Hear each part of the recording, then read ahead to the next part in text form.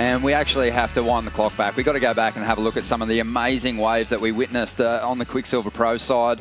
Early on in the contest, it seemed the first round, Pete was underwhelmed. He wasn't impressed. And he got everyone fired up. Everyone came to the party through the second round, but in particular the third round. The conditions, Pete, were perfect for launching big airs. And I think that's where, I mean, because we had seen the day before, that first day of competition was really nice over there, and the surfing was exceptional. It was difficult on day one. Love the way this new format gave us the huge matchup between Felipe Toledo and John Florence pretty early. Obviously, one of them had to lose out. It was Felipe.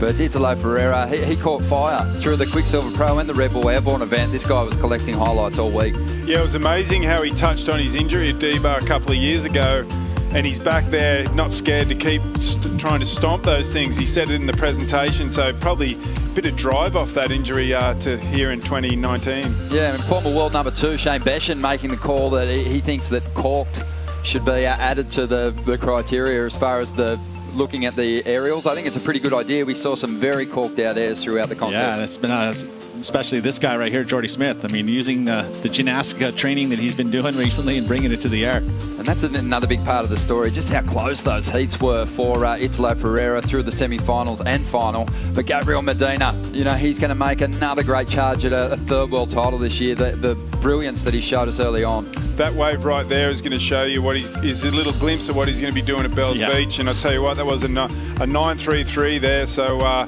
some of those nice off the tops on sections that maybe aren't top to bottom, he's just right on point. Fit and focused and already getting off to a better start than he did last year.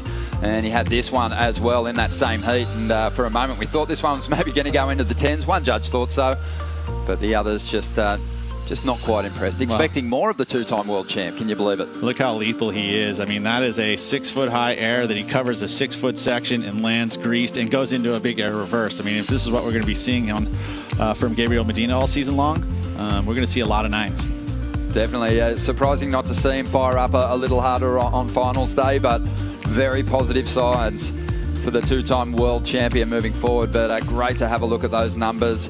And you know what the interesting thing was? It felt like there was a little restraint from the judging panel over there at Duranbara as well. Some of those scores, I think at other times in different seasons, would have been higher.